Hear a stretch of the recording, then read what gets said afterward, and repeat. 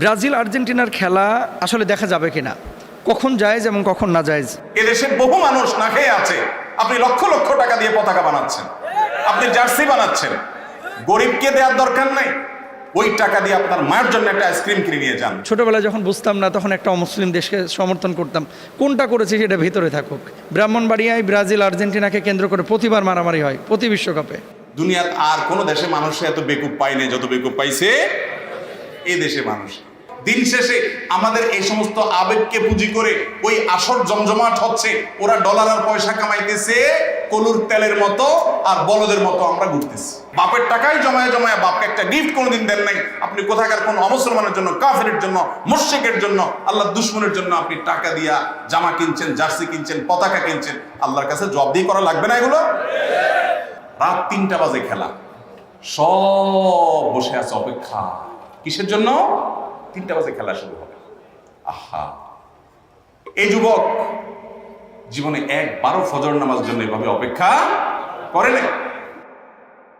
সামনে বিশ্বকাপ, এই বিশ্বকাপকে কেন্দ্র করে বাসার ছাদে ব্রাজিল আর্জেন্টিনার পতাকা অনেকে উড়ায়। 2 নম্বর বিষয়, বিশ্বকাপ খেলা আমার জন্য দেখা জায়েজ নাকি না জায়েজ?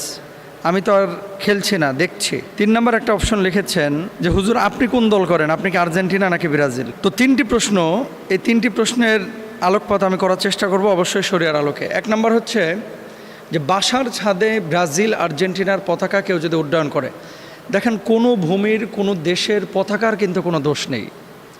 একটা দেশের আইডেন্টিটি, একটা শায়ার, একটা চিহ্ন পতাকা বহন করে। অ্যাজ মুসলিম, যতক্ষণ পর্যন্ত কোনো পতাকা অথবা কোনো একটা কাজ, আপনার কাজ গুনাহের সাথে সম্পৃক্ত না হবে ততক্ষণ পর্যন্ত শরিয়া সেখানে হারাম বলে না বা শরিয়া সেটাকে নিষিদ্ধ করে না।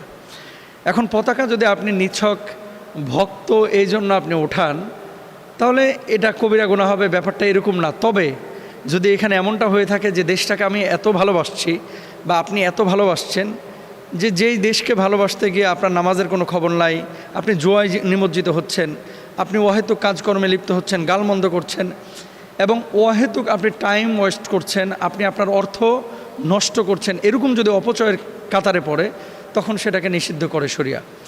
2 নম্বর বিষয় হচ্ছে আপনি তো মুসলিম দিন শেষে, তাই না? তো আপনি ব্রাজিলের পতাকা উড়াইলেন, আর্জেন্টিনার পতাকা উড়াইলেন যে তাদের খেলা ভালো লাগে, তো সেই জায়গাটা আপনি আরেকটা পতাকা অ্যাড করেন না, আপনি কালেমার পতাকাটা অ্যাড করেন, আপনি মিশরের পতাকাটা অ্যাড করেন, তারাও তো খেলতেছে, আপনি সৌদি আরবের পতাকা অ্যাড করেন, ইরানের পতাকাটা অ্যাড করেন, একটা রাখেন না আপনি সাথে।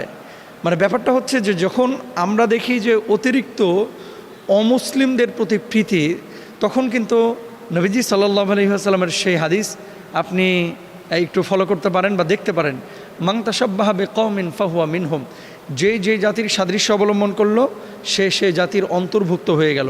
এই জন্য প্লিজ কেউ যদি আপনারা এই কাজগুলো করেন, পতাকা যারা উড়িয়েছেন পাশাপাশি মুসলিম দেশগুলোর পতাকা উড়ান। আর এটা আমার কাছে মনে হয় অপচয়। আপনি একটা দেশকে ভালোবাসেন বা সেই দেশের খেলা পছন্দ করেন, পতাকাটা কিনছেন 300 টাকা দিয়ে বা কিনছেন 400 টাকা দিয়ে, অনেকে তো গোটা এলাকা জুড়ে পতাকা বানায় তারপরে রেকর্ড করতেছেন, 1/2 কিলোমিটার দীর্ঘ পতাকা বানিয়েছেন। তো এটা তো অপচয় ভাই। ইন্নাল মুবাদ্দিরিনা কানু ইখওয়ানাশ শায়াতিন, নিশ্চয় অপচয়কারীরা শয়তানের ভাই। এই জন্য কোনো পতাকা যেন এমনটা না হয় যেটা অপচয়ের কাতারে পড়ে যায় এবং আপনার আর্থিকভাবে এই টাকাটা আপনি যদি গরিব মিসকিনকে দিতেন, আপনি যদি চ্যারিটির কোনো কাজে দিতেন, আপনি যদি দিনের কোনো কাজে খরচ করতেন, এটা কিন্তু কাজে লাগতো। এবার আসেন 2 নম্বর পয়েন্ট, ব্রাজিল আর্জেন্টিনার খেলা আসলে দেখা যাবে কিনা, কখন জায়েজ এবং কখন না জায়েজ? আল্লাহ সুবহানাহু ওয়া তাআলা পবিত্র কোরআনুল কারীমের মধ্যে বলছেন, ওয়াবতাগি ফিমা আতাকাল্লাহুদ দারুল আখিরাহ ওয়ালা তানসা নাসিবাকা মিনাদ দুনিয়া, আল্লাহ তোমাকে যা দিয়েছেন তার দ্বারা আখিরাতের আবাস অনুসন্ধান করো এবং দুনিয়ার অংশ ভুলে যেও না। হাদিসে আছে, কান আল হাবাশু ইয়ালআবুনা ফিল মসজিদ, হাবশিরা মসজিদে বর্ষা খেলা প্রদর্শন করছিল, রাসূল সাল্লাল্লাহু আলাইহি ওয়াসাল্লাম তা দেখতে গিয়েছেন এবং দেখেছেন। নিছক যদি খেলা দেখার জন্য আপনি দেখছেন এমনটা যদি হয়ে থাকে এবং সেখানে সতরের কোনো গুনাহ সংগঠিত না হয়, অনেক সময় দেখবেন চিয়ার্স গার্লরা যারা নাচানাচি করে, ডিরেক্ট মদ খাচ্ছে, এগুলো তো আসলে দৃশ্য ইসলামে দেখার অনুমোদন করে না।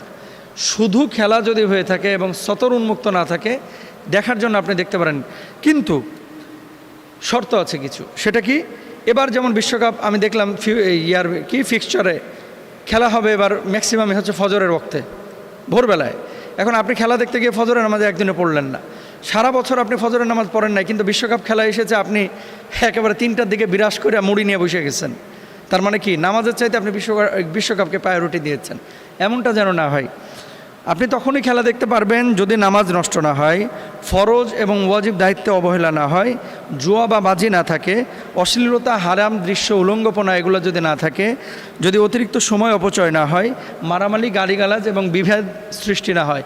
ব্রাহ্মণবাড়িয়ায় ব্রাজিল আর্জেন্টিনাকে কেন্দ্র করে প্রতিবার মারামারি হয় প্রতি বিশ্বকাপে, এবং পত্রিকা আপনারা দেখেছেন, অন্য অঞ্চলেও দেখেছি যে সিলেট, উত্তরবঙ্গে অনেক জায়গায় হয়।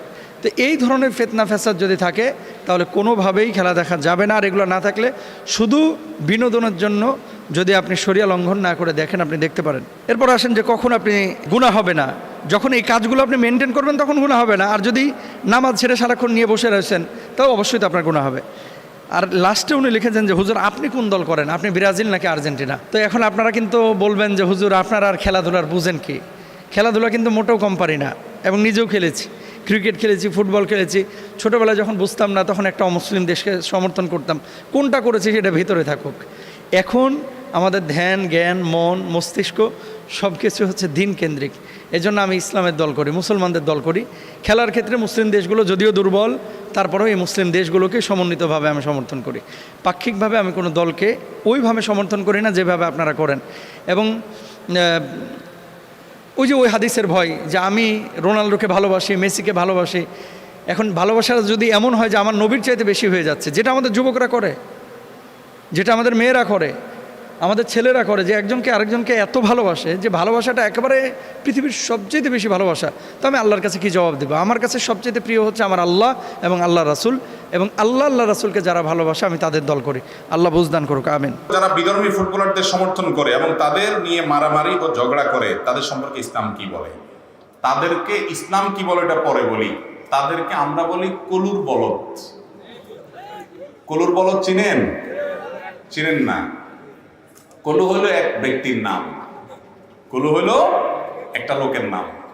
কলুর বলদটাকে, বলদ হলো, কলু একটা ঘানি আছে, ঘানি, সরিষা ভাঙার ঘানি, বুঝেন?